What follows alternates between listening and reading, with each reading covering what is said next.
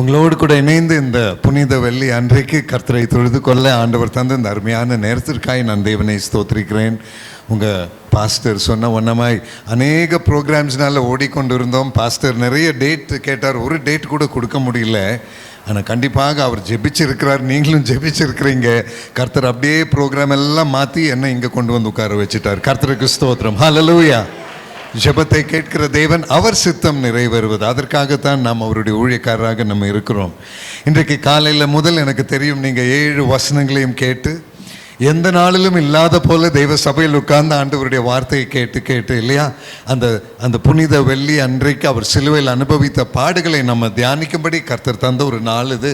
அந்த 7 மொழிகளை நம்ம தியானிக்கும் பொழுது, ஒருவேளை நீங்கள் அந்த 7 மொழிகளையும் நீங்கள் கேட்கும் பொழுது ஒவ்வொன்றாக எல்லா வருஷமும் கேட்குற ஒரு பழக்கம் நமக்குண்டு. இல்லை என்றால் இனி போய் யூடியூப்லேயே அந்த மெசேஜஸ் பார்க்கும் பொழுது எல்லாம் இதை தான் மீண்டும் மீண்டும் மீண்டும் கேட்க போகிறோம். ஆனால் உண்மையாக நம்ம திரும்பி பார்க்கும் பொழுது இயேசு கிறிஸ்துவின் சிலுவை மரணம், சிலுவையின் பாடுகளை காணும் பொழுது அவர் இந்த பூமியில் வந்து பிறந்து வாழ்ந்து ஊழியம் செய்து நமக்காக மரித்து இனி உயிர் தழுகிற நாளையும் நம்ம கொண்டாட போகிறோம் 2 நாளைக்கு பின்பு.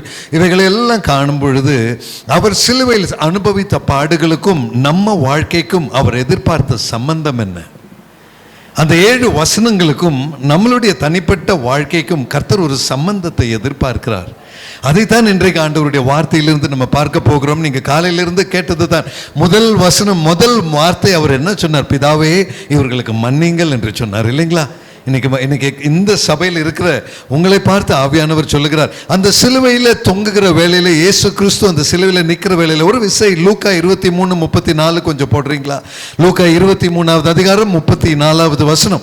அந்த வசனத்தை பார்க்கும் பொழுது 23, then Jesus said, Father forgive them for they do not know what they do, and they parted his raiment and cast lots. அப்பொழுது இயேசு, பிதாவே இவர்களுக்கு மன்னியும், தாங்கள் செய்கிறது இன்னதென்று அறியாதிருக்கிறார்களே என்றார். என்னை கேட்கிற தெய்வ ஜனமே, ஒரு விசை அந்த வசனத்தை படிக்கும் பொழுது நீங்களே கொஞ்சம் தெளிவாக பாருங்களேன். இயேசு மேலே துப்பினது, இயேசுவை அடித்தது, இயேசு மேலே முள்கிரீடத்தை வச்சது, அவர் மேலே ஆணி அடித்தது, நீ எல்லாம் ஒரு தெய்வம்னு இறங்கிவான்னு சொன்னதெல்லாம் தெரியாமல் செஞ்சுருப்பாங்கன்னு நினைக்கிறீங்களா? இவ்வளோ காரியத்தையும் தெரியாமல் செஞ்சிருக்கிறதுக்கு எந்த வாய்ப்பு? ஆனால் வசனத்தின் தெளிவு பார்த்தீங்களா? பிதாவே இவர்களுக்கு மன்னியும், தாங்கள் செய்கிறது இன்னதென்று அறியாதிருக்கிறார்கள். இந்த இடத்துல தான் நம்ம வாழ்க்கையோடு கூட நான் அதை சம்பந்தப்படுத்த விரும்புகிறேன். ஆவியானவர் தருகிற சில தெளிவுகளை இன்னைக்கு உங்க முன்னால நான் வைக்க விரும்புகிறேன். பிதாவே இவர்கள் அறியாமல் செய்தது என்ன? ஆணி அடித்தது அறிந்து தான் அடித்தது, சாட்டையினால் அடித்தது அறிந்துதான் அடித்தார்கள், முள்கிரீடத்தை வைத்து அறிந்துதான் அடித்தார்கள். ஆனால் அறியாமல் செய்தது ஒன்று உண்டு. அந்த அறியாமல் செய்தது என்னவென்றால், பிதாவின் சித்தம் நிறைவேறும்படி இயேசு கிறிஸ்து சிலுவையில் அறையப்பட வேண்டும். ஹல்லேலூயா. அந்த அறிவு அவர்களுக்கு இல்லை. இதுதான் மேசியா, இவர்தான் அடிக்கப்பட வேண்டும், இவர்தான் ஜனங்களுக்கு பாவத்திற்காக மரிக்கிறார்கள் என்று சொல்லி அறியாத ஜனங்களாக அதை செய்தார்கள். ஒருவேளை அந்த கூட்டத்தில் நீங்களும் நானும் இருந்தாலும் அதையே செய்திருப்போம். இவர்தான் உண்மையான தெய்வ புத்திரன் என்று தெரியாமல் அவர்கள் அதை செய்தார்கள். அவர்களை மன்னியுங்கள் என்று சொல்லி அந்த வார்த்தை கொஞ்சம் பாருங்களேன். ஆண்டு பிதாவே இவர்களுக்கு மன்னியும், ஒரு விசை அந்த மன்னியும் என்ற வார்த்தை நினைச்சு பாருங்களேன். ஒரு நிமிஷம் அந்த சிலுவையில தொங்கிட்டு அவ்வளவு வேதனையில நிந்தையில நிற்கும் பொழுது இவங்களை மன்னிங்கன்னு சொல்லணும்னு அந்த மனசு எவ்வளவு பெரிய மனசா அது இருந்திருக்கணும்.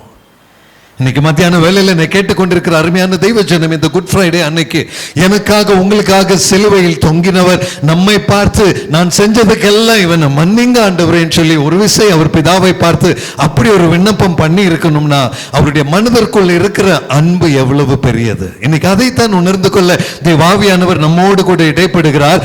அப்படிப்பட்ட பெரிய மனது உடையவரை ஆராதிக்க, அவருடைய சிலுவையின் மரணத்தை தியானிக்க நாம் வந்திருக்கிறோம் என்று சொன்னால், அவர் மன்னித்ததை போல பிறனை மன்னிக்க நம்மளுடைய வாழ்க்கையில் இடம் உண்டா? பரமண்டலங்களில் இருக்கிற எங்கள் பிதாவே என்ற ஜெபத்தில் கூட இயேசு கிறிஸ்து என்ன சொன்னார்? ஆண்டவரே, நான் பிறருக்கு மன்னிக்கிறதை போல எனக்கும் மன்னிக்க. Forgive us our trespasses as we forgive the ones who trespass against us. இல்லையா? மற்றவர்களுக்கு நாங்கள் மன்னிக்கிறதை போல எங்களுக்கு மன்னியும். அதற்கு முதல் எடுத்துக்காட்டு இயேசு கிறிஸ்து சிலுவையில். ஹல்லேலூயா. கரங்களை உயர்த்தி அவருக்கு ஒரு நன்றி சொல்லிடலாமா? Glory to God. ஹல்லேலூயா. அவர் மன்னித்து காண்பித்தார். பிதாவே இவர்களுக்கு மன்னிங்கன்னு சொல்லும் பொழுது பிதாவின் பிரசன்னத்தில் ஒரு மனுஷன் எப்படி வாழ வேண்டும், ஒரு கிறிஸ்தவனுடைய வாழ்க்கை எப்படி இருக்க வேண்டும், தன்னை உபத்திரவிக்கிறவர்களை மன்னிக்கிறது தேவனுக்கு செலுத்துகிற ஆராதனை. வேதாகமத்தில் ஒரு வசனம் பார்க்கலாமா? மத்தேயு சுவிசேஷம் 18வது அதிகாரம் அதனுடைய 21வது வசனம் கொஞ்சம் எடுத்து வைத்துக் கொள்ளுங்கள். மத்தேயு 18வது அதிகாரம் அதனுடைய 21வது வசனம். அது எப்படி இருக்கிறது? பேதுரு அவனிடம் வந்து அவரிடத்தில் வந்து, ஆண்டவரே, என் சகோதரன் எனக்கு விரோதமாய் குற்றம் செய்து வந்தால் நான் எத்தனை தடவை அவனுக்கு மன்னிக்க வேண்டும்? 7 தரமோ என்று கேட்டான். அதற்கு அடுத்த வசனம் கொஞ்சம் படிங்க, அடுத்த வசனம் போடுங்க. 22. Jesus said unto thee 7 times, but 77 times. நீ 7 தடவை அல்ல, நீ 77 தடவை. இன்னொரு வசனம் இருக்கிறது, 7 தடவை 70 நீ மன்னிக்க வேண்டும், 490 தடவை. அப்படி என்றால் பேதுரு கேட்ட வசனம், எத்தனை தடவை நான் மன்னிக்கணும் இயேசுவே? இன்னைக்கு மத்தியான வேலையில் என்னை கேட்டுக்கொண்டிருக்கிற அருமையான தெய்வ ஜனமே, பிறரை மீண்டும் மீண்டும் மீண்டும் மன்னிக்க மனசு நமக்கு உண்டா? அப்படி என்றால் சிலுவையின் முதல் மொழியை தியானிக்கிற நம்மளுடைய வாழ்க்கையில் என் தேவனுடைய சிலுவையின் அனுபவத்திற்கு மரியாதை செலுத்துகிறவன் நான் என்றால், அவர் மன்னித்ததை போல பிறரை மன்னிக்க ஒரு உத்தரவாதமும் கடமையும் நமக்கு உண்டு என்பதை தெளிவாக ஆவியானவர் உணர்த்தி தருகிற வசனம் அதல்ல. இன்னொரு வசனத்தை நான் உங்களுக்கு தரப்போகிறேன். தயவு செய்து அதை பார்ப்போமா? லூக்காவின் சுவிசேஷம் 17வது அதிகாரம் அதனுடைய 4-5 வசனங்கள். லூக்காவின் சுவிசேஷம் 17வது அதிகாரம் அதனுடைய 4வது வசனம் பார்ப்போமா? பாருங்களேன். அவன் ஒரு நாளில் 7 தரம் உனக்கு விரோதமாய் குற்றம் செய்து 7 தரமும் உன்னிடத்தில் வந்து நான் மனஸ்தாபப்படுகிறேன் என்று சொன்னால் அவனுக்கு மன்னிப்பாயாக என்று இயேசு சொன்னார். இந்த வசனத்தை படிக்கும் பொழுது இந்த சபையில் இருக்கிறவங்களை பார்த்து நான் கேட்கிறேன், ஒரே மனுஷன் ஒரே நாளில் 7 தடவை திருப்பி திருப்பி திருப்பி அதே தப்ப உங்களுக்கு எதிராக பண்ணிட்டு இருந்தா மன்னிக்கிறதுக்கு நீங்க ரெடியா? உண்மையான பதில் இயேசு சொன்னது இதுதான். if he trespasses against thee 7 times in a day, ஒரே நாள், அதாவது இன்னைக்குங்கிற நாளே வச்சுக்கோங்களேன். ஒரு மனுஷன் காலையில வந்து உங்களை 4 கெட்ட வார்த்தையில பேசிட்டான், வந்து சாரி கேட்டுட்டான், 2வது தடவையும் பேசுறான், 3வது தடவை விட்டுருவீங்களா? நம்ம விட்டுருவோமா? ஆனா இயேசு கிறிஸ்து சொல்லி தந்ததை பாருங்க. அவன் 7 தடவை ஒரே நாளில் அதே மனுஷன் 7 தடவை செஞ்சுட்டு 7 தடவை மன்னிப்பு கேட்டாலும் நீ மன்னிக்க கடவாய். அந்த இயேசு தான் சிலுவையில் நின்று கொண்டு, பிதாவே இவர்களுக்கு மன்னிங்கன்னு சொன்னார். என்னை கேட்கிற அருமையான தெய்வ ஜனமே, என்னுடைய வாழ்க்கை உங்களுடைய வாழ்க்கைக்கும் சிலுவையில் தொங்கின இயேசுவின் வார்த்தைக்கும் சம்பந்தம் இருக்க வேண்டும் என்றால் நான் இப்படி மன்னிக்கிறவனாக இருக்க கடமை உள்ளவன் என்பதை அறிந்து கொள்ள வேண்டும். ஹல்லேலூயா. குட் ஃப்ரைடேன்னு சொல்லி ஈஸ்டர்னு சொல்லி சும்மா பிரசங்கம் பண்ணி பிரயோஜனம் இல்லைங்க. நம்மளுடைய வாழ்க்கையில் உண்மையாக கர்த்தரை பின்பற்றுகிற பழக்கம் உண்டா என்பதை, ஆண்டவருடைய வார்த்தைக்கு ஈடுபாடு உள்ளவனாக நான் இருக்கிறேனா? லூக்காவின் சுவிசேஷம் 17வது அதிகாரம் 4வது வசனத்திற்கு ஏற்ற வாழ்க்கை எனக்கு இருக்கிறதா என்ற கேள்விக்கு பதில் சொல்வாயானால் அது நீ சிலுவைக்கு கொடுக்கிற கணம். Hallelujah, glory to God. I tell you brothers and sisters, 7 தடவை மன்னிக்கிற கெப்பாசிட்டி நமக்கு யாருக்குமே இல்லைங்க. அதுக்கு முன்னாலே திருப்பி பேசிடுவோம் நம்ம எல்லாருமே. ஆனால் இன்னைக்கு ஆவியானவர் நமக்கு சொல்லி தருகிற தெளிவான காரியம், கிறிஸ்து இயேசுவை போல நீ மாற விரும்புகிறாயா? அவருடைய சிலுவையின் அனுபவம் என்ன என்பதை ருசி தறிய நீ விரும்புகிறாயா? அந்த சிலுவைக்கு நன்றி சொல்லுகிறது வார்த்தையினால் சொன்னா பத்தாது, நீ சிலுவைக்கு சொல்லுகிற நன்றி உன் வாழ்க்கையினால் நீ சொல்ல வேண்டும். ஹல்லேலூயா. கரங்களை உயர்த்தி ஒரு நன்றி சொல்லிடலாமா? This is the glory that the Lord deserves. Amen. பிறனை மன்னிக்க தகுதி உள்ளவர்களாக நம்ம இருக்கிறோமா? அதுதாங்க முதல் மொழியிலே நம்மளுடைய வாழ்க்கைக்கும் அவர் சொன்ன மொழிக்கும் இருக்கிற சம்பந்தம் எவ்வளவு என்பது நம்ம மனசாட்சிக்கு இன்னைக்கு நல்லா தெரியும். இப்போ நான் மன்னிக்காதவன் என்று சொன்னால் இயேசு மன்னித்தார், அவங்களை மன்னிங்கன்னு சொன்னார்னு சொல்லிட்டு நடந்துட்டு என்ன பிரயோஜனம் இல்லையா? உண்மையாக நான் மன்னிக்காவிட்டால், அந்த மன்னிப்பின் பழக்கம் இல்லாதவனாக வாழ்ந்தால் எப்படி என் இயேசுவை நான் ஆராதிக்க முடியும்? அதுதான் கடைசி வசனம் பேசின பிரதர் லாரன்ஸ் அவர் சொன்ன அந்த ஒரு வசனம். உன் சரீரத்தை ஜீவ பலியாக அர்ப்பணிக்க வேண்டும் என்று தேவனுடைய நாமத்தை முன்னிட்டு நான் வேண்டிக் கொள்கிறேன். இதுவே நீ செய்யத்தக்க புத்தி உள்ள ஆராதனை. என்னை கேட்கிற தெய்வ ஜனமே, புத்தி உள்ள ஆராதனை செலுத்துகிறவன் பிறனை மன்னிக்க தயங்க மாட்டான். அது இயேசு கிறிஸ்துவின் சுபாவம். அதை ஏற்றுக்கொண்டவன் கிறிஸ்துவன். ஹல்லேலூயா.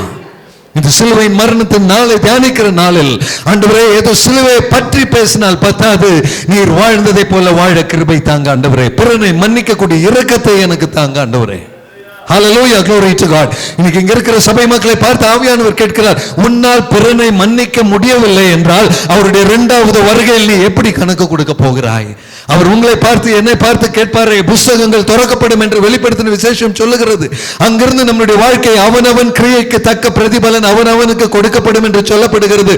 எத்தனை தவறை நீ பிறனை மன்னித்தாய் என்று ஒரு கணக்கு நம்ம ஒவ்வொருத்தரை குறித்தும் அவருடைய புஸ்தகத்தில் உண்டு. அந்த கணக்கில் தேறினவர்களாக நம்ம காணப்படுவோமா? இல்ல இந்த குட் ஃப்ரைடே அன்னைக்கு பிரசங்கம் பண்ணின ஒரு பெயர் மாத்திரம் தான் நமக்கு இருக்குமா? இன்னைக்கு மத்தியான வேளையில் ஆவியானவர் தெளிவாய் கேட்கிறார், உன்னுடைய வாழ்க்கையின் உண்மை எங்கே என்று. அந்த சிலுவையின் இயேசுவை பார்க்கும் பொழுது உனக்கும் அவருக்கும் ஒரு வித்தியாசம் உண்டு என்று சொன்னால் அந்த வாழ்க்கை அவர் பிரசன்னத்தில் செல்லாத தெய்வ ஜனமே. ஹல்லேலூயா, glory to God.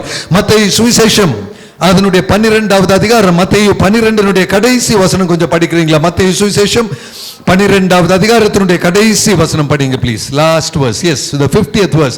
For whosoever shall do the will of the Father, பரலோகத்தில் இருக்கிற என் பிதாவின் சித்தத்தின்படி செய்கிறவன் எவனோ அவனே எனக்கு சகோதரனும் சகோதரியும் தாய். இதே மொழியில் ஒரு மொழி இருக்கு, இயேசு கிறிஸ்து சொன்ன மொழி நம்ம இன்னைக்கு கேள்விப்பட்டோம். ஸ்திரீயே இதோ உன் மகன், சீஷனே இதோ உன் தாய்.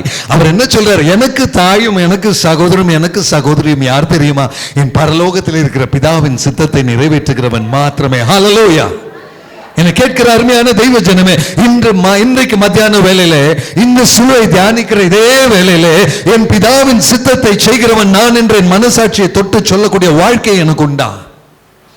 மத்தேயு சுவிசேஷம் 5வது அதிகாரம் 48வது வசனம் கொஞ்சம் பார்க்கலாமா? Matthew chapter 5 verse number 48, அதே அதிகாரத்தின் கடைசி வசனம். பரலோகத்தில் உள்ள உங்கள் பிதா பூர்ண சர்க்குணராய் இருக்கிறதை போல நீங்களும் பூர்ண சர்க்குணராய் இருங்கள் என்ற எதிர்பார்ப்பை இயேசு என்னை குறித்து உங்களை குறித்து வைத்திருக்கிறார். அதற்கல்லவா சிலுவையின் பாடுகள், அதற்கல்லவா சிலுவையின் மரணம். அவர் பூர்ண சர்க்குணராய் இருக்கிறதை போல நீங்களும் நானும் இருக்கத்தானே. ஹல்லேலூயா. என்னை கேட்கிற தெய்வ ஜனமே, அந்த பூர்ண சர்க்குணராய் நான் வாழ்கிறேன் என்று சொல்லக்கூடிய எத்தனை பேர் அந்த சிலுவையை பற்றி பிரசங்கம் பண்றதுக்கு அல்லங்க, இந்த ஆராதனை ஏதோ குட் ஃப்ரைடேன்னு சொல்லி செலிப்ரேட் பண்றதுக்கு அல்லங்க. உண்மையான அந்த சிலுவையின் அனுபவத்தில் என் இயேசுவை நீங்க எப்படி சிலுவையில் தொங்கினீரோ, நீங்கள் எப்படி அதை அனுபவித்தீரோ, எனக்காக அதை அனுபவித்தீரே, அதே நன்மையோடு நானும் வாழ கிருபை தாங்க. கரங்களை உயர்த்தி நன்றி சொல்லலாமா? This is the call of God. இதுதாங்க தேவ கிருபை என்று சொல்வது. அப்ப உம்மோடு கூட கிறிஸ்துவை போல வாழ, கிறிஸ்துவுக்கு என்று சொல்லி வாழ, அவரை போல வாழ, அதல்லவா வாழ்க்கையின் அழைப்பு. Isn't that the call of God? அப்படிப்பட்டவனுக்கு சிலுவையின் அனுபவம் உண்மையானது. என்னை கேட்கிற தெய்வ ஜனமே, அநேக கிறிஸ்தவருக்கு சிலுவை வரும் ஒரு அடையாளம். இங்க இருக்கிற மாதிரி சும்மா ஒரு அடையாளம், கிறிஸ்தவனுடைய அடையாளம், அவ்வளவுதான். அவனுடைய வண்டியில் இருக்கும், வீட்டில் இருக்கும், சர்ச்சில் இருக்கும், பைபிள் இருக்கும். அது உன்னை பரலோகத்திற்கு கொண்டு போகாது. அந்த சிலுவையில் தொங்கினவருடைய அடையாளம் உன்னுடைய வாழ்க்கையில் இல்லாமல் நீ பரலோக ராஜ்யத்தை காண முடியாது. காரணம் என்னவென்றால், பிதாவின் சித்தத்தை செய்கிறவனை அல்லாமல் வேறு ஒருவனும் பரலோக ராஜ்யத்தில் பிரவேசிக்க முடியாது. அவருடைய சித்தத்தை செய்கிறவன் அவனுக்கு சகோதரன், சகோதரி, தாய். அவருடைய சித்தத்தை செய்கிறவன் பரலோகத்தில் இருக்க பிதாவை போல பூர்ண சர்க்குணராய் வாழ்கிறவன்.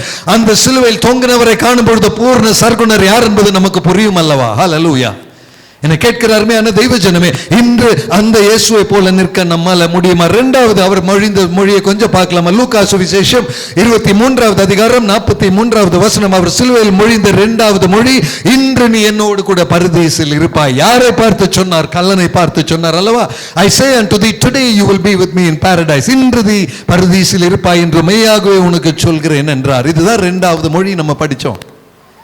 என்னை கேட்கிற தெய்வ ஜனமே, யாரை பார்த்து இன்னைக்கு நீ பரதீசில் இருப்பாயின்னு அவர் சொன்னார்? ஒரு கல்லனை பார்த்து சொன்னாருங்க. பிரசங்கியாரை பார்த்து சொல்லல, சீஷனை பார்த்து சொல்லல, விசுவாசியை பார்த்து சொல்லல, அபிஷேகம் பெற்றவனை பார்த்து சொல்லல, உங்களை போல என்ன போல சர்ச்சுக்கு வர்றவனை பார்த்து சொல்லல, திருட்டுத்தனம் பண்ணிட்டு உலகத்திற்கே மோசமாய் நடந்தவனை பார்த்து சொன்னார். இன்றைக்கு மத்தியான வேளையில நீங்களும் நானும் புரிந்து கொள்ள வேண்டிய காரியம், இயேசுவின் இருதயத்தின் ஆழம் எவ்வளவு. ஹல்லேலூயா. ஒரு திருட்டுத்தனமாய் வாழ்ந்த பொல்லாதவன் என்று சமுதாயம் தள்ளின அவரை போல சிலுவையில் அறையப்பட்ட ஒருவனை பார்த்து, இன்று நீ என்னோடு கூட பரதீசில் இருப்பாய் என்று சொல்லக்கூடிய இருதயம் அந்த இயேசுவின் இருதயம். கரங்களை தட்டி கர்த்தருக்கு ஒரு மகிமை செலுத்தலாமா? Let the name of the Lord be glorified. Hallelujah. அவரை போல ஒரு தெய்வம் இல்லையே, அவரை போல ஒரு ராஜாதி ராஜாவில்லையே. அவரை ஆராதிக்க பெற்ற பாக்கியம் பெரிய பாக்கியம் அல்லவா? Hallelujah. தமிழில் நல்ல ஒரு பாடலை பாடுகிறோமே, என் தெய்வமே உம்மை சொந்தமாக கொண்டது என் பாக்கியமே. நம்ம எத்தனை பேர் அதை சொல்ல முடியும்? நிறைய பேர் அந்த பாட்டை பாடி இருக்கணும். நான் அதுதான் சொல்லுவேன், பாடும் பொழுதெல்லாம் போய் சொல்லி இருக்கணும். என் தெய்வமே உம்மை சொந்தமாக கொண்டது என் பாக்கியமே. யாரோ எழுதுனாங்க, இங்கிருந்து யாரோ கீபோர்டு போடுவாங்க, இங்க 2 பேர் மைக் எடுத்து பாடுவாங்க, கூட்டத்தில் நம்மளும் பாடிடுறோம். என் தேவனே உம்மை சொந்தமாக கொண்டது என் பாக்கியமே. அதற்கு அர்த்தம் என்ன தெரியுங்களா? உம்மை போல் மன்னிக்க ஒரு வாழ்க்கை தந்தீங்களே ஆண்டவரே. யார் மேலேயும் குறைவில்லாமல் நிற்க எனக்கு ஒரு இருதயம் தந்தீங்களே ஆண்டவரே. என்னை அடிக்கிறவனை கூட கோவப்படாமல் இருக்கிறதுக்கு எனக்கு ஒரு மனசு தந்தீங்களே, உமக்கு ஸ்தோத்திரம். ஹல்லேலூயா. இந்த பெங்களூர் டிராஃபிக்ல கூட ஒழுங்கா நம்மளால இருக்க முடியல, அடிக்கிறவன் முன்னால எப்படிங்க நம்ம நிற்போம்? இன்னைக்கு மத்தியான வேலையில அருமையான தெய்வ ஜனமே, உண்மையாக இந்த வசனங்களை, இந்த வார்த்தைகளை எல்லாம் பார்க்கும் பொழுது எவ்வளவு தூரம் நம்மளுடைய உண்மை அவருடைய சிலுவைக்கு முன்பதாக பிரதிபலிக்கக்கூடிய தன்மையோடு நம்ம இருக்கிறோம். நம்ம வாழ்க்கையில என் கர்த்தருக்காக உண்மையுள்ளவர்களாக நம்ம இருக்கிறோமா? என் வாழ்க்கையில தெளிவுள்ளவனாக நான் வாழ்கிறேனா? பாருங்களேன், 2 கொரிந்தியர் 12வது அதிகாரம் அதனுடைய 4வது வசனம் கொஞ்சம் எடுக்கிறீங்களா? 2 கொரிந்தியர் 12:4 அருமையான ஒரு வசனம் அது. 2 கொரிந்தியர் 12:4. I mean, he that was caught up into paradise and heard unspeakable words which is not lawful for a man to utter. அப்படி என்று சொன்னால் தமிழில் அதை படிக்கும் பொழுது, அவன் சரீரத்தில் இருந்தானோ சரீரத்திற்கு புறமாய் இருந்தானோ அதை அறியேன், தேவன் அறிவார். அப்படி என்றால் பரலோகத்திற்கு எடுக்கப்பட்ட பவுலை பற்றி தாமே பேசுகிறார். அந்த அதிகாரத்தில் முதல் 3 வசனங்களை நீங்க படிச்சா, can you put verse number 2 and 3 also? 2வது வசனம் பாருங்கள். ஒரு மனுஷன் பரலோகத்திற்கு எடுக்கப்பட்டார். I knew a man in Christ about 14 years ago. 14 வருஷத்துக்கு முன்பதாக கிறிஸ்துவுக்குள் ஒரு மனுஷனை நான் அறிவேன். அவன் 14 வருஷத்துக்கு முன்பே 3ஆம் வானம் வரைக்கும் எடுக்கப்பட்டான். அவன் சரீரத்தில் இருந்தானோ சரீரத்திற்கு புறமாய் இருந்தானோ அதை நான் அறியேன், தேவன் அறிகிறார். அப்படி என்றால் பவுல் தன்னை பற்றியே பேசுகிறார். நான் பரலோகத்துக்கு எடுக்கப்பட்டேன். அந்த பரதீசை பற்றி தான் அவர் இங்க பேசுகிறார். அடுத்த வசனம் போடுங்க, 3வது வசனம். And I knew the man in body or out of body, I cannot tell. அந்த மனுஷனுக்கு பரதீசுக்குள் எடுக்கப்பட்டு என்ற ஒரு வார்த்தை அங்க இருக்கிறது. இயேசு கல்லனை பார்த்து சொன்னது என்னங்க? இன்று நீ என்னோடு கூட. அதே பரதீசுக்கு அந்த பவுல் எடுக்கப்பட்டார். அப்படி என்று சொன்னால் அந்த தேவாதி தேவன் அந்த கல்லனுக்கு கொடுத்த ஸ்தானம் என்ன தெரியுங்களா? ஒரு அப்போஸ்தலனாகிய பவுலை எந்த அனுபவத்துக்குள் அபிஷேகத்தின் நிறைவில் எடுத்து சென்றாரோ அதே ஸ்தானத்தை ஒரு திருடன், ஒரு பொல்லாதவன், ஒரு அசிங்கமானவனுக்கு என் கர்த்தர் கொடுக்க மனதுள்ளவராய் இருந்தால் கரங்களை தட்டி தேவனுக்கு நன்றி செலுத்தலாமா? இதுதாங்க தேவனுடைய இருதயம். Hallelujah. Understand the heart of God, brother sister. தேவ இருதயத்தை புரிந்து கொள்ள அளவுக்கு நம்ம யாரும் வளரலிங்க. அந்த கல்லனை பார்த்து நீ பரதீசில் இருப்பா, பவுலானவர் இருந்த அதே இடத்தில் உன்னை நான் கொண்டு போகிறேன் என்று சொல்ல வேண்டும் என்றால் அவருடைய இருதயம் எவ்வளவு பெருசு. அப்படி என்றால் 2 மொழிகளை பார்த்தோம். முதலாவது, மன்னிப்பதற்கு எவ்வளவு பெரிய இருதயம் அவர் வைத்திருக்க வேண்டும். 2வது, கல்லனை பார்த்து பரதீசில் இருக்கணும்னா அவருடைய இருதயத்தின் அன்பு எவ்வளவு ஆழமானது. இப்ப நான் உங்களை கேட்கிறேங்க, என் தெய்வமே உம்மை சொந்தமாக கொண்டது என் பாக்கியம் என்று சொல்ல முடியுமா? Hallelujah. Hallelujah. Glory to God. My dear brothers and sisters, the words of that song, the experience of your life needs to be honoring God. Hallelujah. கர்த்தரை மகிமைப்படுத்தத்தானே இந்த பாடல்கள், கர்த்தரை மகிமைப்படுத்தத்தானே இந்த சிலுவையின் அனுபவம், அவருக்கு உகந்த மகிமை அவருக்கு செலுத்தத்தானே நாம் பெற்றிருக்கிற இந்த வாழ்க்கை. 3வது வசனம் கொஞ்சம் பார்க்கலாமா? யோவான் 19வது அதிகாரம் 26 போடுங்க ப்ளீஸ். யோவான் 19:26. ஸ்திரீயே, இதோ உன் மகன். ஹல்லேலூயா. அந்த தாயை பார்த்து சொல்கிறார், இதோ உன் மகன், நீ யோவானை ஏற்றுக்கொள். யோவானை பார்த்து இதோ உன் தாய். And the disciple standing by whom he loved, and he said to his mother, woman, behold thy son. அப்பொழுது இயேசு தம்முடைய தாயையும் அருகே நின்ற தமக்கு அன்பாயிருந்த சீஷனையும் கண்டு தம்முடைய தாயை நோக்கி, ஸ்திரீயே, இதோ உன் மகன் என்றார். இந்த வசனத்தையும் இன்னைக்கு நீங்க கேட்டீங்க அப்படின்னா, சொந்த தாய் முன்னால நிக்கிறாங்க, நானும் சிலுவையில உயிர் விட போகிறேன், என்ன கொல்ல போறாங்க, என் தாய்க்கு யாரும் இல்லாம இருக்கக்கூடாது. சீஷனை பார்த்து இதோ உன் மகன், இதோ உன் தாய். என்னை கேட்கிற தெய்வ ஜனமே, இன்னைக்கு அதே எண்ணத்தோடு கூட இந்த உலகத்தில் வாழ்கிற ஒன்றும் இல்லாத, உதவுவார் இல்லாதவர்களுக்கு என்னுடைய உங்களுடைய வாழ்க்கையின் வார்த்தைகள், என்னுடைய உங்களுடைய வாழ்க்கையின் எண்ணங்கள், என்னுடைய உங்களுடைய வாழ்க்கையின் அன்பு எங்கே என்று ஆவியானவர் கேட்கிறார். பிறனை பார்த்து பிறனுடைய பிரச்சனையின் தேவைக்கு நீ இறங்குறவனாக நீ இருக்கிறாயா? பரலோகத்தில் இருக்கிற பிதாவின் சித்தத்தை செய்கிறவன் எனக்கு சகோதரன் சகோதரி தாய் என்று சொன்னாரே, அந்த தாயை பார்த்து அந்த மகனை பார்த்து இதோ மகன் இதோ தாய் என்று சொன்னாரே, அதே ரிலேஷன்ஷிப்பில் பிறருக்கு ஒரு அன்பும் பிறருக்கு ஒரு ஆறுதலும் பகிர்ந்து கொடுக்கத்தக்க வாழ்க்கை நம்ம வாழ்ந்து கொண்டு இருக்கிறோமா? பிறனுடைய பிரச்சனை என் பிரச்சனை என்று ஏற்றுக்கொள்கிறோமா? ஹல்லேலூயா. அவருடைய வாழ்க்கை முடியும் தருவானத்தில் கூட அந்த தாயின் வேதனையை உணர்ந்து நின்றாரே. Glory to God. ஹல்லேலூயா. என்னை கேட்கிற தெய்வ ஜனம், இதுல பெரிய பாடம் என்ன தெரியுங்களா? உன்னுடைய வேதனை என்னுடைய வேதனை பெருசு அல்ல, பிறனுடைய வேதனை அறிந்து வாழ கிருபை பெற்றிருக்கிறாயா? Glory to God. Hallelujah. மற்றவனுடைய வேதனைக்கு என்று வாழ நீ ரெடியா இருக்கிறாயா?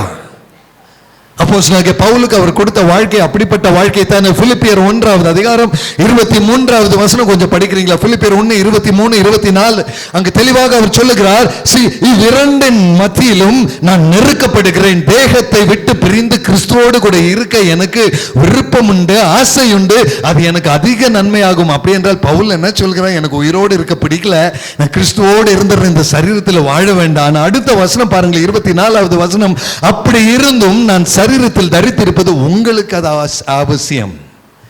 அப்படி என்றால் பிறனுடைய தேவைக்காக வாழ்கிற ஒரு அப்போஸ்தலனாக அந்த பவுலை தேவன் நியமித்தார். பிறனுடைய தேவைக்காக வாழ்ந்தவராக இயேசுவும் காணப்பட்டார். ஹல்லேலூயா, glory to God. என்னை கேட்கிற அருமையான சகோதர சகோதரிமாரே, இந்த சபையில் இருக்கிற ஒவ்வொருவரையும் பார்த்து இந்த குட் ஃப்ரைடே அன்னைக்கு நான் கேட்கிறேங்க, உங்க வாழ்க்கை நீங்கள் இயேசுவை போல பிறனுக்காக வாழ்கிற வாழ்க்கை என்று எத்தனை பேர் இன்னைக்கு சொல்ல முடியும்? ஸ்திரீயே, ஏதோ உன் மகன் என்று சொல்லும் பொழுது அவங்க பிரச்சனைக்காக தன் சிலுவையின் வேதனை கூட மறந்த ஒரு இயேசு உண்டல்லவா? தன்னுடைய தாயின் வேதனை உணர்ந்த ஒரு இயேசு உண்டு. தன் வேதனையோட தாயின் இருதயத்தின் வேதனை கண்ட ஒரு இயேசு உண்டல்லவா? நீங்களும் நானும் பிறனுடைய வேதனை கண்டு நம்மளுடைய சூழ்நிலை மறந்து பிறனுக்காக தேவ பிரசன்னத்தில் நிற்க நம்மால் முடியுமா? என் சரீரத்தில் நான் இப்படி வாழ்வது உங்களுக்கு அதிக பிரயோஜனம் என்று பவுல் சொல்லுகிறார் என்றால், இந்த பவுலை நடத்தின இயேசு அதே காரியத்தை சிலுவையில் தொங்கும்பொழுது அவர் பேசினதை கேட்கிறோம் அல்லவா? ஹல்லேலூயா. பிறருடைய வேதனை உன்னுடைய வேதனையை ஏற்றெடுத்து கொள்ளக்கூடிய ஒரு ஊழியத்தின் வாழ்க்கை உனக்கு உண்டா சகோதரனே, சகோதரி? இதை அல்லவா தேவ ஆவியானவர் நம்மிடம் கேட்கிறார். அந்த உண்மையோடு கூட என் தேவ பிரசன்னத்தில் நான் வாழ முடியுமா? அப்படி என்றால் பிறனை மன்னிக்க என்னால் முடியுமா? பிறனுடைய வேதனைகளை தாங்கி அவனையும் நன்மையுள்ள இடத்திற்கு கொண்டு வரும்படி பிறனுக்காக ஜெபிக்க என்னால் முடியுமா? நம்பர் 3, பிறனுடைய வேதனைக்காக அவனுக்கு ஒரு உதவி செய்கிறவனாக இறங்க. என் சூழ்நிலை நல்லா இல்லைனாலும் பரவாயில்ல, மற்றவங்களுக்காக ஜெபிக்கிறவன், மற்றவங்களுக்காக இறங்குகிற ஒரு சுபாவம், ஒரு இருதயம் எனக்கு உண்டா? ஹல்லேலூயா. இதுதாங்க சிலுவையின் அனுபவமே. அருமையான தெய்வ ஜனமே, இயேசு சிலுவையில் அறையுண்டப்பட்டார்னு சொன்னா பத்தாதுங்க. அவர் சிலுவையில் காண்பித்த ஒவ்வொரு சுபாவமும் என்னுடைய வாழ்க்கையில் உடையவனாக இருக்கும் பொழுது அல்லவா உண்மையான கிறிஸ்தவன் என்ற ஒரு அடையாளத்துடன் நானும் வாழ முடியும் அவர் முன்னிலையில. 4வது வசனம் பார்க்கலாமா? அதனுடைய மத்தேயு சுவிசேஷம் 27வது அதிகாரம் 46வது வசனம் எடுப்போமா? மத்தேயு 27:46. அவர் பார்த்து சொல்கிறார், பிதாவை பார்த்து முதலாக சொல்கிறார், my God why have you forsaken me? என் தேவனே, 9ஆம் மணி நேரத்தில் இயேசு ஏலி ஏலி லம்மா சபக்தானி என்றார். அன்று மிகுந்த சத்தமிட்டு கூப்பிட்டார். அதற்கு என் தேவனே ஏன் என்னை கைவிட்டீர் என்று அதற்கு அர்த்தமாகும். இந்த வசனத்தையும் நீங்க கேட்டீங்க. உண்மையாக என்னை கேட்கிற தெய்வ ஜனமே, பொசிஷன் என்ன தெரியுங்களா? உண்மையான சந்தர்ப்பம் என்ன தெரியுங்களா? அந்த வசனத்தை நீங்க பார்க்கும் பொழுது ஏலி ஏலி லம்மா சபக்தானின்னு சொல்லி அவர் சத்தமிடும் பொழுது மிகுந்த சத்தத்தோடு சத்தமிட்டார். என்ன தெரியுங்களா? இன்றைக்கு வரைக்கும் பிதாவே பிதாவே என்று சொல்லி பிதாவை பார்த்து அழைத்தார் அல்லவா? இப்பொழுது அவர் சிலுவையில் தொங்கும் பொழுது என்னுடைய பாவம், உங்களுடைய பாவம், நம்மளுடைய எல்லாருடைய பாவமும் சேர்ந்து ஒரு கொடும் பாபியாக அந்த சிலுவையில் தொங்குகிற அவரால் அவருடைய பிதாவை பார்த்து பிதாவே என்று அழைக்க முடியலைங்க. தயவு செய்து கொஞ்சம் புரிஞ்சுக்கோங்க, அப்பான்னு அழைக்க முடியலைங்க. என்னை கேட்கிற தெய்வ ஜனமே, பாவம் நிரம்பினவருக்கு பரிசுத்தரை பார்த்து அப்பான்னு அழைக்க முடியலைங்க. அதனால தாங்க என் தேவனே ஏன் என்னை கைவிட்டீர். ஒரு விஷயம் நீங்க புரிஞ்சுக்கணுங்க, வேதாகமத்தில் இந்த நிமிஷம் வரைக்கும் அவர் பிதாவை பார்த்து என் தேவனே அழைக்கலைங்க, பிதாவேன்னு தாங்க அழைத்திருக்கிறார். மை ஃபாதர், அப்பா அப்பா அப்பா என்று தாங்க அழைத்தார். கெத்செமனே தோட்டத்தின் ஜெபத்திலும் அப்பாவை தான் அழைத்தார். அவர் மலைமுகளில் போய் ஜெபிக்கிற இன்னைக்குமே பிதாவை பார்த்து அழைத்தார். என் பிதாவுக்கு முன்பதாக நான் செல்லவில்லை. அந்த கானாவின் கல்யாணத்தில் கூட தன் தாயாரை பார்த்து சொன்னால், ஸ்திரீயே, எனக்கும் உனக்கும் என்ன, என் வேலை எனக்கு இன்னும் வரவில்லை, என் பிதாவினிடத்தில் நான் செல்ல வேண்டும் என்று சொல்லுகிற ஒரு வார்த்தையை நம்ம கேட்டிருக்கிறோமே இன்றைக்கு. ஆனால் சிலுவையில் தொங்குகிற அவர் பிதாவேன்னு அழைக்கலைங்க, என் தேவனே என்று அழைத்தாருங்க. அருமையான தெய்வ ஜனமே, பிதா என்ற வார்த்தை சொல்லக்கூடாத அளவுக்கு அவர் மேல் பாவம் திணிக்கப்பட்ட பாவம் உள்ளவராய் அவர் சிலுவையில் தொங்கினார். Receive that in the name of Jesus this afternoon. I tell you brother, sister, அவருடைய பரிசுத்தவான் என்ற ஐடென்டிட்டி இழந்து நின்றார் உனக்காக, எனக்காக. இந்த மாலையில் இன்றைக்கு மத்தியான தேவ ஆவியானவருடைய கிருபையோடு நான் கேட்கிறேங்க, நீ ஒரு பெரிய பிரசங்கியார், நீ ஒரு பெரிய பரிசுத்தவன், நீ பெரிய ஜெபிக்கிறவள், நீ பரிசுத்த ஆலயத்தில் போய் தேவனை ஆராதிக்கிற கிறிஸ்தவன் என்ற ஐடென்டிட்டி கொஞ்சம் விட்டுட்டு மற்றவனுக்காக இறங்குவாயா தெய்வ ஜனமே? ஹல்லேலூயா. Receive that in the name of Jesus. என்னுடைய பரிசுத்தவான் என்ற ஐடென்டிட்டி அல்ல, நான் ஒரு தேவ குழந்தையாக நிற்பது நிச்சயம் என்பதை உணர்ந்து வாழ ஆவியானவர் தருகிற கிருபை. நம்ம ஸ்டேட்டஸ், நம்ம பொசிஷன், நம்ம இதெல்லாம் கொஞ்சம் விட்டுருவோமா? நான் பெரிய கிறிஸ்தவன், பைபிள் படிச்சவன், நல்லா படிப்பேன், நல்லா செய்வேன், இதையெல்லாம் கொஞ்சம் விட்டுட்டு என் பிதாவே ஏன் என்னை கைவிட்டீர் என்று கேட்ட இயேசுவின் இருதயத்தை கொஞ்சம் புரிஞ்சு கொள்வோமா? அந்த வார்த்தைக்கு அர்த்தம் என்ன தெரியுங்களா? இன்னைக்கு வரைக்கும் நான் இப்படி வாழ்ந்தது இல்லையே பிதாவே, இந்த பூமியில மரியாளின் வயிற்றில் குழந்தையாக அனுப்பி ஒரு மாட்டு தொழுவத்தில் நான் பிரசவிக்கப்பட்ட நாள் முதல் உம்முடைய கிருபை என்னோடு இருந்ததை நான் அறிகிறேன். என்றைக்கும் உம்மை பார்த்து பிதாவே என்று நான் அழைப்பேன், அப்பான்னு அழைப்பேன். ஆனா இந்த சிலுவையில தொங்குற நிமிஷம் உங்களை பார்த்து அப்பான்னு அழைக்க முடியலையே தேவனே. அருமையான சகோதர சகோதரிமாரே, கொஞ்சம் நம்ம இதை புரிஞ்சுட்டா போதுங்க. இயேசுவின் இருதயத்தின் வேதனை துடிப்பு நமக்கு புரியுங்க. என் பிதாவே, என் பிதாவே, ஏன் என்னை கைவிட்டீர்? உங்களை பார்த்து பிதாவேன்னு நான் அழைக்க முடியல, என்னை கைவிட்டுட்டீங்களாப்பா. அந்த ரிலேஷன்ஷிப் இல்லையேப்பா. பாவம் உனக்கும் உன் பிதாவுக்கும் இடையில வந்து அந்த ரிலேஷன்ஷிப் நிற்காதுங்க. தயவு செய்து என்னை கேட்கிற தெய்வ ஜனமே, சிலுவையில் தொங்குற இயேசு ஒரு விசை பிதா அவரை கைவிட்டார். எதற்கு தெரியுமா? என்னை போல என் சார்பில் உங்கள் சார்பில் பாபியாய் அங்க நிற்கும்படி. பாபிக்கும் என் தேவனுக்கும் சம்பந்தமே இல்லை. காரணம் என்னன்னா, ஏற்கனவே படிச்ச வசனத்தின் பிரகாரம் பரலோகத்தில் உள்ள உங்கள் பிதா பூரண சர்க்குணராய் இருக்கிறார். அவரோடு கூட தொடர்பு இருக்கணும்னு நீயும் பூரண சர்க்குணராய் இருக்கணும். இதுக்கு நடுவில் அந்த கேப்ல எனக்கு உங்களுக்கு ஒரு எஸ்கேப் வாங்கி தந்தது அந்த இயேசு. கரங்களை உயர்த்தி நன்றி சொல்லலாமா? அவர் கிருபை இல்லாமல் இன்றைக்கு இந்த சபையில் இருக்க முடியாது நம்மளால. ஹல்லேலூயா, glory to God. என் சார்பில் உங்களுடைய என்னுடைய பாவத்தை சுமந்து இயேசு அங்கே நிற்கவில்லை என்றால் நான் அவரை பார்த்து இன்னைக்கு அப்பா பிதாவை அழைக்க முடியாதே. ஹல்லேலூயா. இப்ப சொல்லுங்க, என் தேவனே உம்மை சொந்தமாக கொண்டதின் பாக்கியம் தானே. ஹல்லேலூயா. அருமையான தெய்வ ஜனமே, what a wonderful God we serve, what a God of love we serve.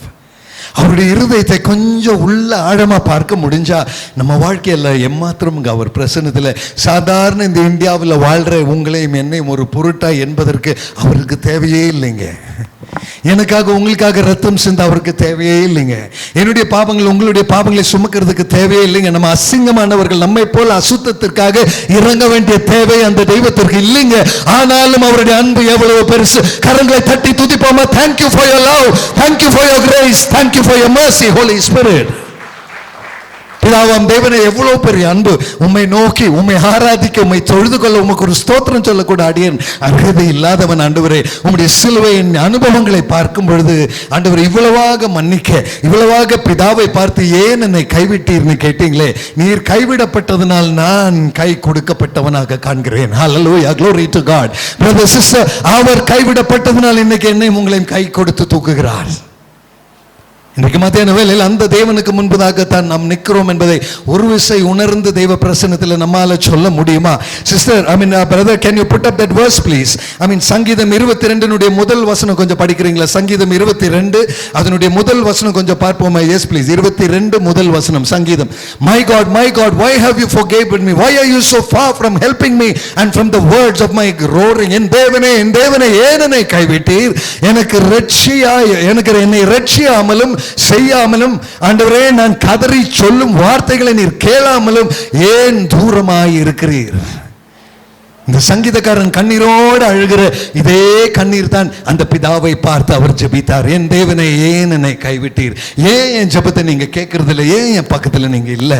அப்பா, நீங்க இல்லாம நான் இந்த நிமிஷம் வரைக்கும் வாழ்ந்ததில்லையே, ஆனா இன்னைக்கு ஏன்பா எனக்கு இப்படி பண்ணிட்டீங்கன்னு சொல்லி இயேசு ஆவியில் வேதனைப்பட்ட நிமிஷம் அது. அந்த நாளை தான் நம்ம குட் ஃப்ரைடேன்னு சொல்றோம்னு புரிஞ்சுக்கோங்க சகோதரனே, சகோதரியே. அவருக்கு அது குட் ஃப்ரைடே அல்ல. ஒருவேளை மலையாளத்தில் கேட்டீங்கன்னா துக்க வெள்ளின்னு சொல்லுவாங்க, தமிழில் புனித வெள்ளின்னு சொல்லுவோம், இங்கிலீஷில் குட் ஃப்ரைடேன்னு சொல்லுவோம். It was not a good Friday for Jesus because that was the only day he was disconnected from the father. பிதாவின் இடத்தில் இருந்து அவர் துண்டிக்கப்பட்ட ஒரே நாள் நம்ம குட் ஃப்ரைடேன்னு சொல்ற இந்த நாள். இந்த குட் ஃப்ரைடேங்கிற வார்த்தைக்கு தெளிவு என்னைக்கு எப்போ வரும் தெரியுங்களா? அவர் 2வது வருகையின் நாளில் நீங்களும் நானும் உண்மையுள்ளவர்களாய் வாழ்ந்திருந்தா இது குட் ஃப்ரைடே. ஹல்லேலூயா. இல்லைன்னு இந்த ஃப்ரைடேல எந்த குட்டும் கிடையாதுங்க.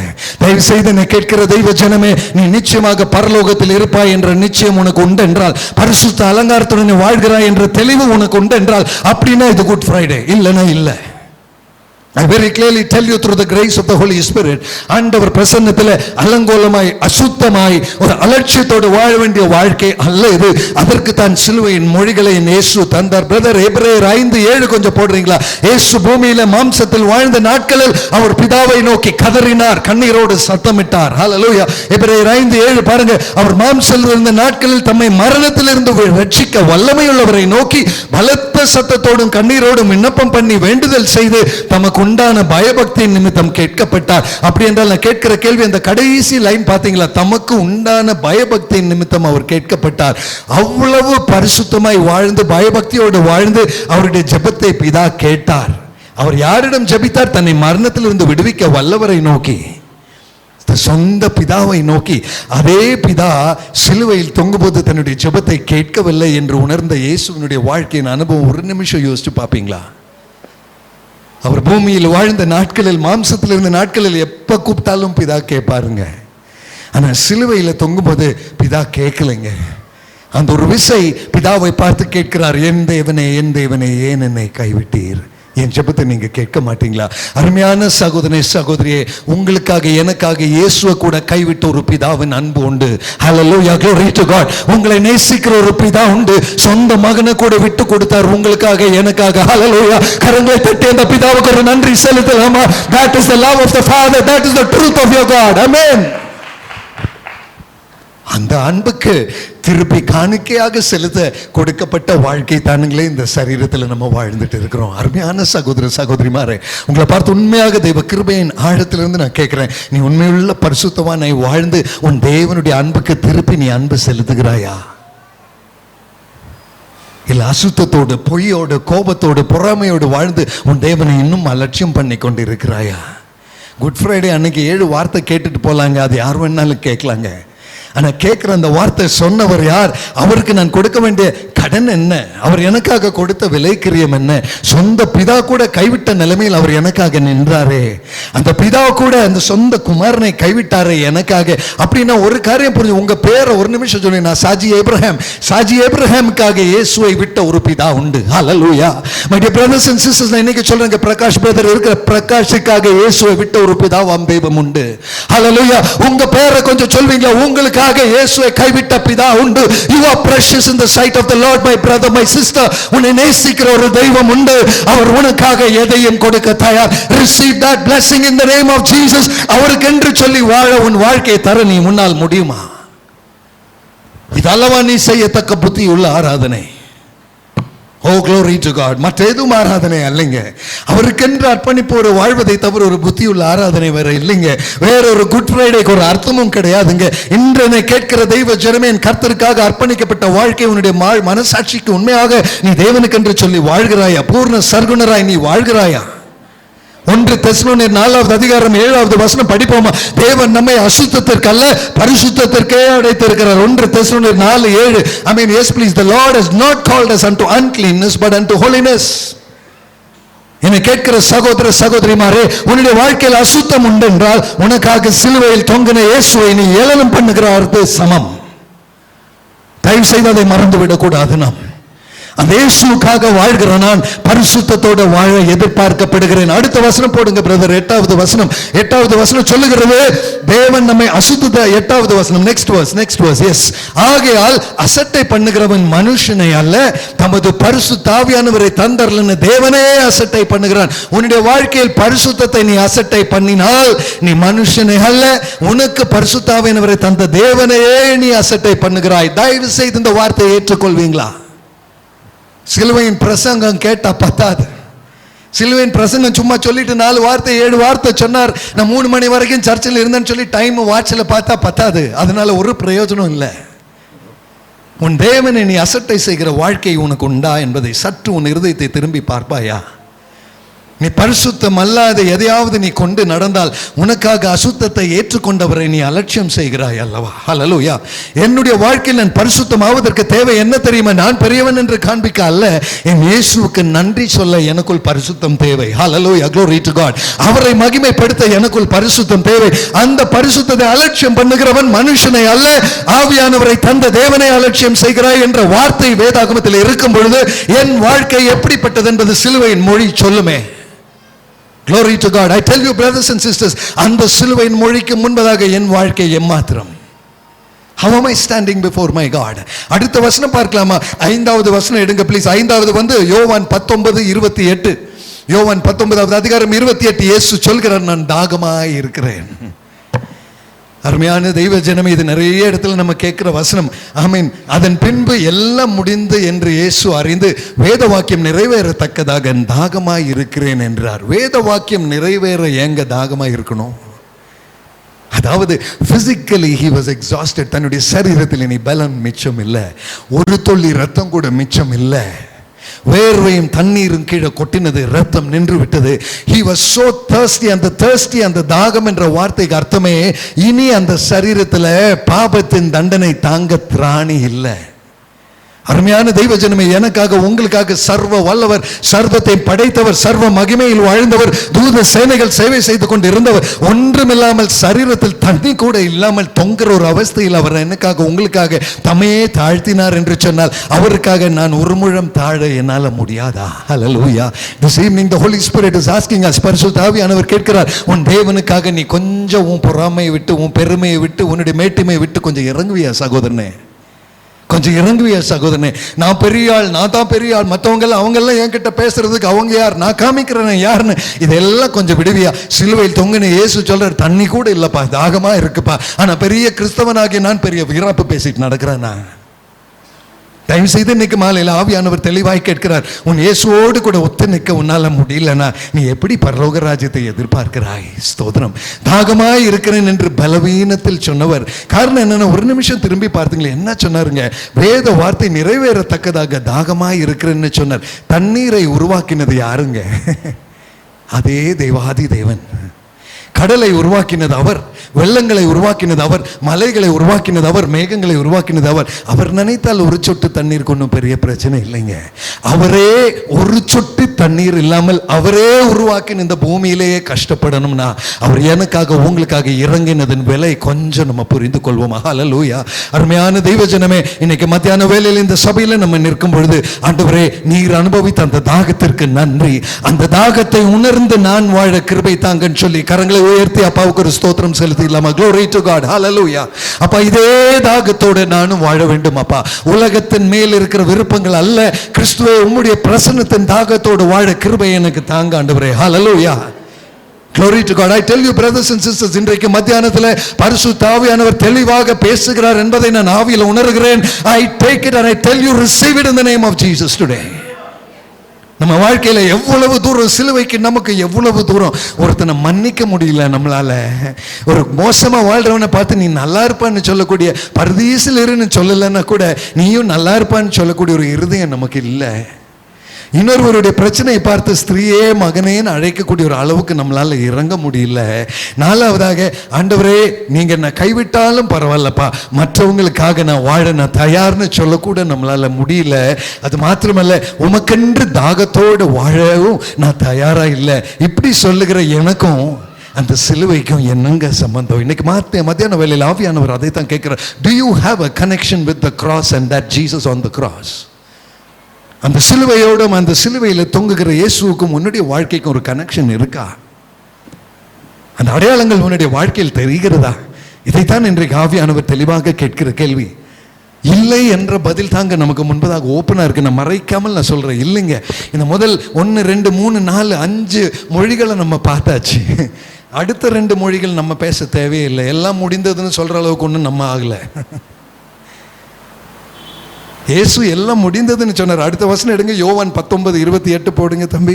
ஜான் 19:28, I mean 19:30, 19:30வது வசனம். இயேசு சொன்னார் எல்லாம் முடிந்தது என்று சொன்னார். 30வது, when Jesus therefore had received the vinegar, he said it is finished and he bowed his head and gave up his ghost. எல்லாம் முடிந்தது என்று சொல்லி தலையை சாய்த்து அவர் ஆவியை ஒப்பு கொடுத்தார். என்ன கேட்கிற தெய்வ ஜனமே, எல்லாம் முடிந்ததுன்னு ஒரு மனுஷன் சொல்லணும்னா அவனுடைய வாழ்க்கையில் அவன் அனுப்பப்பட்ட, அவன் உருவாக்கப்பட்ட காரணங்களை எல்லாம் நிறைவேற்றினவனாக இருந்தால் தான் முடிந்ததுன்னு சொல்ல முடியும். நம்மளால சொல்ல முடியுமா? ஆண்டவரே கரெக்டாக பரிசுத்தமாய் வாழ்ந்தேன், இந்த 2025ஆம் வருஷத்தில் இன்னைக்கு நீங்கள் இந்த ஏப்ரல் மாதம் இந்த டேட் வரைக்கும் ஜனவரி 1ஆம் தேதியிலிருந்து பரிசுத்தமாய் வாழ்ந்து எல்லாத்தையும் க்ளீனாக முடிச்சுட்டு நிற்கிறேன், நீங்கள் சொல்லுங்கள் அடுத்த வேலை என்னன்னு. அப்படி ரெடியாக இருக்கிறவங்களுக்காக நான் தேவனை ஸ்தோத்திரிக்கிறேன். ஏன்னா யாரும் இல்லைன்னு எனக்கு தெரியும். இன்னைக்கு மத்தியானம் அதுதான் நம்மளுடைய உண்மை. அந்த உண்மை நம்மக்கிட்ட இல்லை. எல்லாம் முடிந்ததுன்னு அவர் சொன்னார், ஆனால் எல்லாம் முடிந்ததுன்னு சொல்ல முடியாதவனாக நான் நிற்கிறேனே. ஆண்டவரே, இன்னும் குறைவோடு உம்முடைய பிரசன்னத்தில் நிற்கிறேனே, எனக்கு இறங்குவீங்களாப்பா. யோவான் சுவிசேஷம் 17வது அதிகாரம் 4வது வசனம் கொஞ்சம் படிக்கிறீங்களா? யோவான் சுவிசேஷம் 17 4வது வசனம். ஸ்தோத்திரம். எஸ், பாருங்களேன். பூமியிலே நான் உம்மை மகிமைப்படுத்தினேனே, நான் செய்யும்படி நீர் எனக்கு நியமித்ததை நான் செய்து முடித்தேன்னு சொல்லக்கூடிய ஒரே ஒரு ஆள் இயேசு கிறிஸ்து மாத்திரம் தாங்க. இன்னைக்கு மத்தியானம் இந்த வசனத்துக்கு முன்பதாக நம்மளுடைய வாழ்க்கையை ஒரு நிமிஷம் வைக்கும்படி இந்த யோவான் 17:4 பிரகாரம் நான் வாழ எனக்கு கொடுத்த கிருபைக்கு நன்றின்னு சொல்லி ஆராதிக்கக்கூடியவங்க யாராவது நம்ம இருக்கிறோமா? ஆகையால் தாங்க அந்த பரிசுத்தத்தின் குறைவுள்ளவர்களாக எவ்வளவு தூரம் நிற்கிறோமோ அந்த சிலுவைக்கு நமக்கு சம்பந்தமே இல்லைங்க. தயவு செய்து என்னை கேட்கிற தெய்வ ஜனமே, கொஞ்சம் தெய்வ பிரசன்னத்தில் திரும்பி வந்து, ஆண்டவரே என்னை தாழ்த்துகிறேன் அப்பா, தாகமாய் உம்முடைய பிரசன்னத்தில் வருகிறேன், பிறரை மன்னிக்க தயாராக நான் வருகிறேன் அப்பா, மற்றவர்களுடைய தேவைகளுக்காக வாழ என்னை நான் அர்ப்பணிக்கிறேன் ஆண்டவரே. இதல்லவா நீர் சொன்ன மொழிகள்? அந்த மொழிகளை என்னுடைய சொந்தமாக நான் ஏற்றெடுக்கிறேன். கரங்களை உயர்த்தி கொஞ்சம் சொல்வீங்களே இந்த வார்த்தைக்கு நன்றி அப்பா. ஹல்லேலூயா, ஸ்தோத்திரம். ஒரே காரியம் நான் உங்களை பார்த்து கேட்கட்டுமா சபையே? இந்த சிலுவையின் 7 மொழியும் உங்களுக்கு சொந்தமாக இருக்கணும்னு விரும்புகிறவங்க எத்தனை பேர் கொஞ்சம் கையை தூக்குவீங்களா? Glory to God. ஹல்லேலூயா, ஹல்லேலூயா. கொஞ்சம் தயக்கம் கையை தூக்குறதுக்கு இல்லையா? உண்மையாக நான் சொல்கிறேங்க, இதை இயேசு சொன்னார் இயேசு சொன்னார்னு பிரசங்கம் பண்ணிட்டு நடக்க இது கொடுக்கலைங்க. இயேசுவை போல வாழ உனக்கு அது கொடுக்கப்பட்டிருக்குங்க. ஹல்லேலூயா, glory to God. To live like Jesus lived. My dear brothers and sisters, இயேசுவை போல வாழ அவர் நமக்கு முன்மாதிரி. ஹல்லேலூயா. அவர் நமக்கு சுதந்திரர், உடன் பிறவாத ஒரு சகோதரன் அவர். ஆனால் அவர் தான் நமக்கு முதல் சுதந்திரரானவர். அவரை போல வாழ நீங்களும் நானும் அழைக்கப்பட்டிருக்கிறோம். கடைசியாக அவர் சொன்னது பாருங்களேன், லூக்கா 23:46. Yes please. Luca 23:46. He said, Father, into your hands I commit my spirit. என்னுடைய ஆவியை பாருங்களேன், பிதாவே உம்முடைய கைகளில் என் ஆவியை ஒப்புவிக்கிறேன் என்று மகா சத்தமாய் கூப்பிட்டு சொன்னார். இப்படி சொல்லி ஜீவனை விட்டார். இதுதான் சிலுவையின் கடைசி நிமிஷம். என்னை கேட்கிற தெய்வ ஜனமே, பிதாவை பார்த்து என்ன சொன்னார்? உம்முடைய கரங்களில் என்னுடைய ஆவியை நான் ஒப்பு கொடுக்கிறேன். ஒருவேளை இன்னைக்கு இந்த பிரசங்க கேட்கிற நீங்க நினைக்கலாம், அதெல்லாம் இயேசு போன்றவங்களுக்கு சொல்லலாம். நம்ம யாராவது செத்து போகும்போது பிதாவை ஆவியை எடுத்துக்கோங்க, இப்ப பெட்டியை மூடுங்கன்னு சொல்லுவோமா யாராவது? ஆனா இயேசுனால அதை எப்படி சொல்ல முடிஞ்சது? அதே வார்த்தையை சொன்ன இன்னொரு சீஷன் உண்டு, படிக்கிறீங்களா? அப்போஸ்தலர் நடபடிகள் 7வது அதிகாரம் 59வது வசனம். ஸ்தேபான் அதை சொன்னான். அப்போஸ்தலர் 7:59 கொஞ்சம் பார்க்கலாமா? அந்த பாஸ்டர் கொஞ்சம் படிக்கிறீங்களா? அப்போஸ்தலர் 7:59வது வசனம். And they stoned Stephen, calling upon God and saying, Lord Jesus, receive my spirit. படிங்க பாஸ்டர் தமிழ்ல. எஸ்.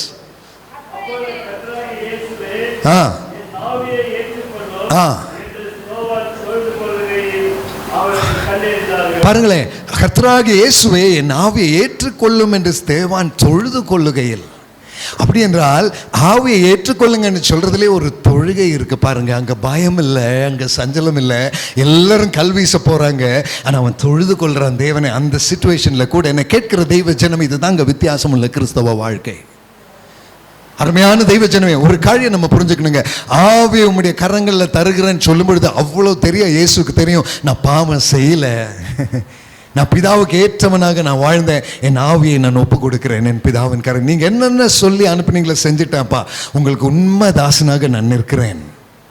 அருமையான தெய்வ ஜனமே, இன்றைக்கு மத்தியான வேளையில நமக்கு கொடுக்கப்படுகிற அழைப்பு இந்த கடைசி வசனம் தாங்க. நீங்க உங்க வாழ்க்கையில கர்த்தர் உங்களை உருவாக்கி அழைத்து நிறுத்தினதுக்கு உண்மையுள்ளவர்களாக நிற்கிறீங்களா? சிலுவையில் தொங்கினவர் உண்மையுள்ளவராக நின்றதுனால் அதை சொல்ல முடிந்தது. உங்க வாழ்க்கையில், என்னுடைய வாழ்க்கையில நம்மால் அது சொல்ல முடியுமா? நீங்களும் நானும் சொல்ல தகுதியுடையவர்களாக வாழ வேண்டும் என்று தானே அவர் சிலுவையை ஏற்றுக்கொண்டார். ஒரு விஷயம் நினைச்சு பாருங்களேன், ஏன் அவர் சிலுவையில் தொங்க வேண்டும்? ஏன் அந்த மரணம்? எனக்கும் உங்களுக்கும் அந்த சிலுவையின் பாடுகள் வராமல் இருக்க, அவர் அனுபவித்த அந்த கஷ்டங்கள் நாம் அனுபவிக்காமல் இருக்க, அந்த பாவத்தின் தண்டனை நமக்கு வராமல் இருக்க அவர் சிலுவையை எடுத்துக்கொண்டார் இல்லையா? அந்த சிலுவைக்கு கனம் செய்கிற நான் என்னுடைய வாழ்க்கையில் நான் பரிசுத்தமாய் வாழாமல் வேறு ஒரு விதத்திலும் அவருக்கு நான் கனம் செய்ய முடியாதல்லவா? என்னுடைய பரிசுத்த வாழ்க்கை எங்கே? என் பிதாவை போல பூர்ண சர்க்குணரை வாழ்கிற வாழ்க்கை எங்கே? பிதாவின் சித்தத்தை செய்கிறவன் எனக்கு சகோதரன் சகோதரி தாய் என்று சொன்னாரே, அவருடைய சத்தத்திற்கு நான் செவி கொடுக்கிறேனா? என்னுடைய வாழ்க்கையில் அவர் சத்தத்திற்கு கீழ்ப்படிய இடம் உண்டா? அருமையான தெய்வ ஜனமே, இன்றைக்கு மத்தியான வேளையில் இந்த குட் ஃப்ரைடே எப்போ குட் ஆகும் தெரியுங்களா? உண்மையாக என்னை அர்ப்பணிக்கிறேன் ஆண்டவரே. ஹல்லேலூயா, ஸ்தோத்திரம். எத்தனை பேர் ரெடியா இருக்கிறீங்க இன்னைக்கு? ஆண்டவரே, I just want to live for you Lord. நீங்க எதிர்பார்க்கிற விதமாய் வாழ ஆண்டவரே, சிலுவையில் எனக்காக தொங்கும் போது என் மேல் ஒரு எதிர்பார்ப்பை வைத்துட்டு தானே தொங்குனீங்க ஆண்டவரே. இந்த உலகத்துல இந்த கோலத்தில் என்ன பார்க்க நீங்க தொங்கலையே ஆண்டவரே.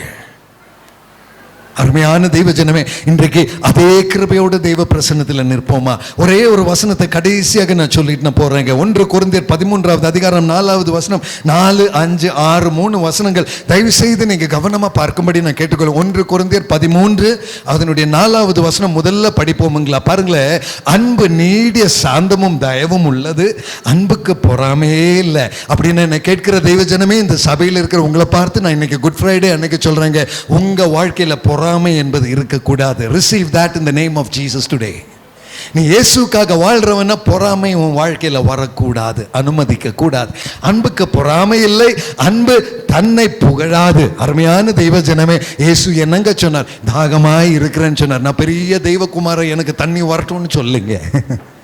அவர் தம்மை தாழ்த்தினார். அன்பு தன்னை புகழாது. இன்னைக்கு நான் உங்களை பார்த்து நான் கேட்குறேங்க, நான் பெரிய ஜெபிக்கிறவன், எனக்கு கொஞ்சம் குடும்ப வசதி எல்லாம் இருக்குது, கொஞ்சம் பணம் எல்லாம் இருக்குது, வீடு சொத்தெல்லாம் இருக்குது, ஆகையால நாங்கள் ஆசீர்வதிக்கப்பட்டவங்கன்னு நினைக்காம எந்த புகழ்ச்சியும் இல்லாமல் நான் ஒன்றுமில்லாத அடியை நம்முடைய பிரசன்னத்தில் வருகிறேன்னு சொல்ல நம்மை தாழ்த்துவோமா? ஹல்லேலூயா. அன்பு தன்னை புகழாது, அது இருமாப்பா இராது. அடுத்த வசனம் போடுங்க. Yes please, the next verse.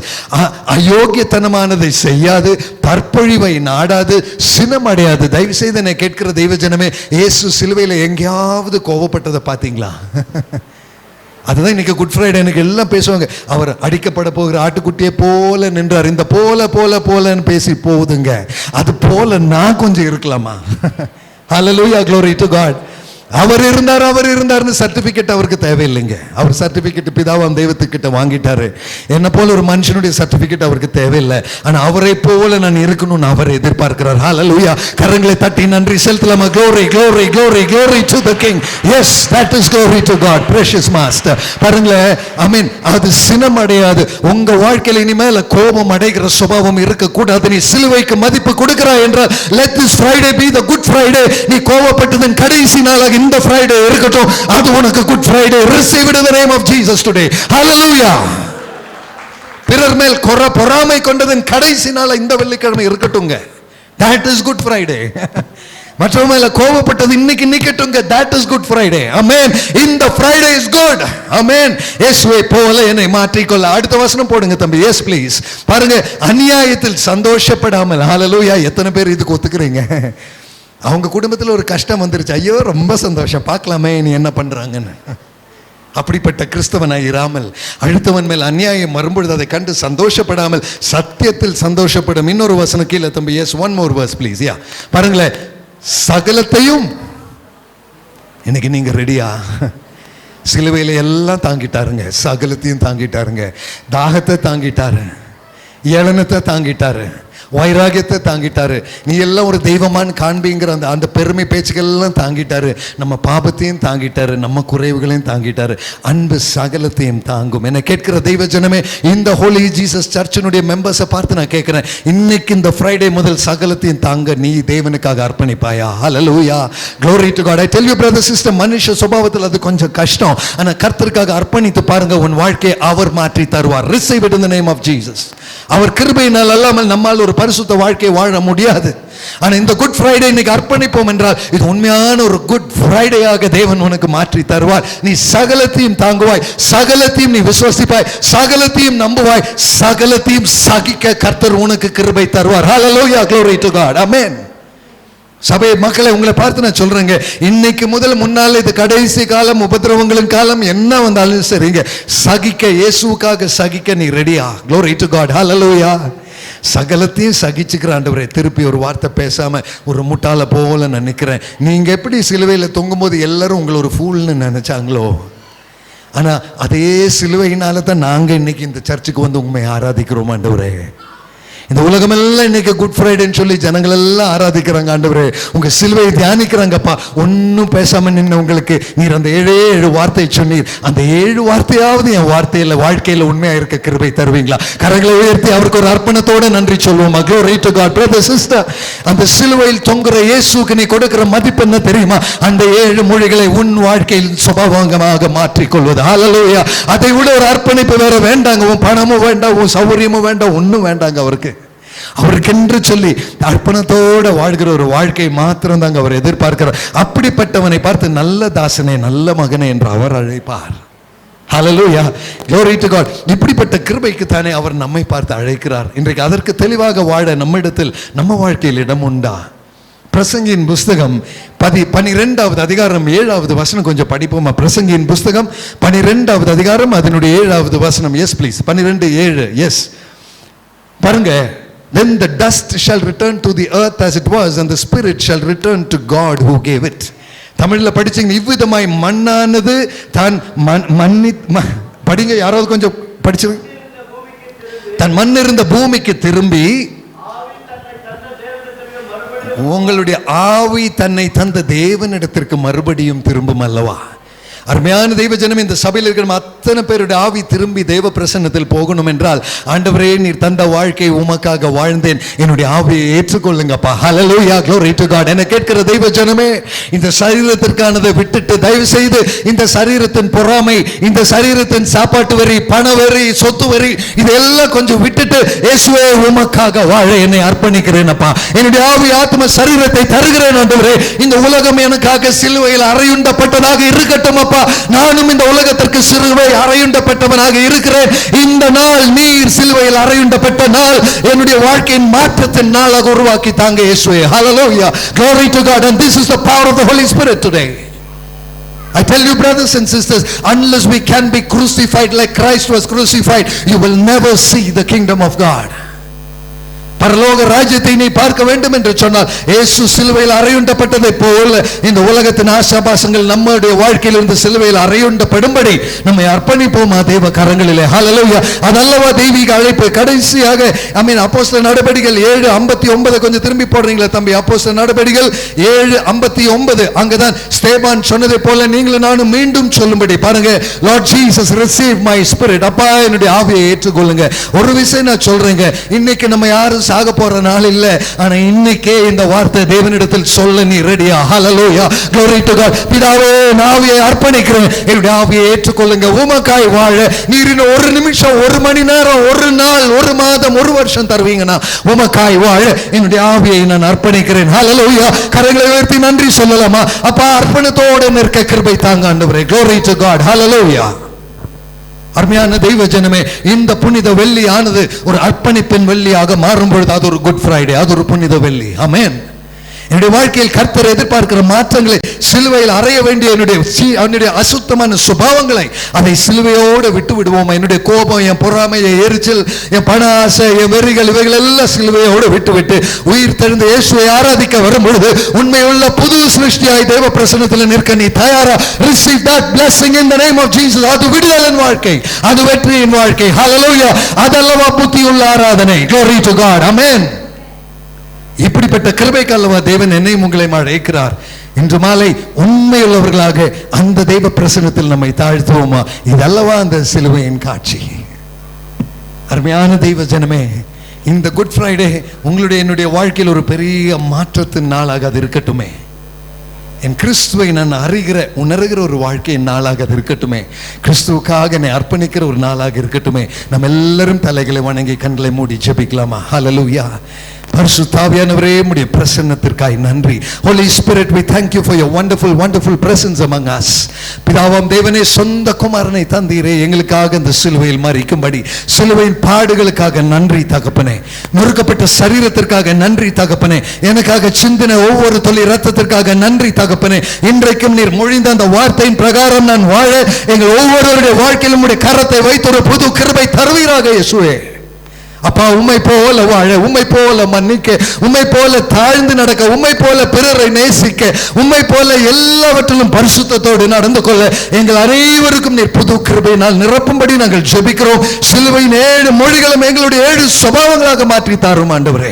இந்த நாளில் நாங்கள் அர்ப்பணிக்கிறோம். நீர் தந்த கிருபை நிமிஷங்களுக்காக ஸ்தோத்திரம். தொடர்ந்து ஒவ்வொருவரையும் பலத்தோடும் புது கிருபையோடும் நீர் நடத்தும். அந்த உயிர் தெழுந்த வல்லமையை நாங்கள் தியானிக்கும் பொழுது உம்முடைய வல்லமை எங்களை நிரப்பும்படி நாங்கள் ஜெபிக்கிறோம். அப்பா, புது சிருஷ்டியா எங்களை உருவாக்குங்க, உமக்கென்று சொல்லி வாழ கிருபை தாங்க. இந்த வெள்ளிக்கிழமைக்காக நன்றி, அந்த சிலுவைக்கு நன்றி, உங்களுடைய பாடுகளுக்கு நன்றி அப்பா. நீர் செய்த எல்லா தியாகத்திற்கும் கோடி கோடி ஸ்தோத்திரம். இந்த நாளில் எங்களை தாழ்த்தி அர்ப்பணிக்கிறோம், உங்களுடைய கரங்களில் நாங்கள் தருகிறோம். இயேசுவின் நாமத்தில் ஜெபத்தை கேட்டருளும் எங்கள் ஜீவன் உள்ள நல்ல பிதாவே, ஆமென். ஹல்லேலூயா, glory to God. கர்த்தர் உங்களை ஒவ்வொருவரையும் ஆசீர்வதிப்பார். ஆமென்.